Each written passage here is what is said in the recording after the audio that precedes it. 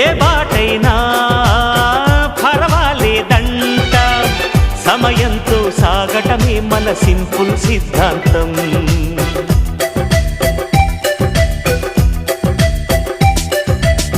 చిరుగాలికి పరిమళమిచ్చే సిరిమల్లెల వనమై ఉందాం, గగనాన్ని నేలను కలిపే హరివిల్లుల వంతెన అవుదాం.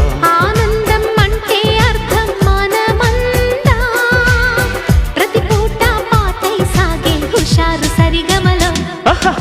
ఎన్నో ఎన్నో రాగాలుండే సంగీతం కాదా, చల్లకి నవ్వుల కేరింత.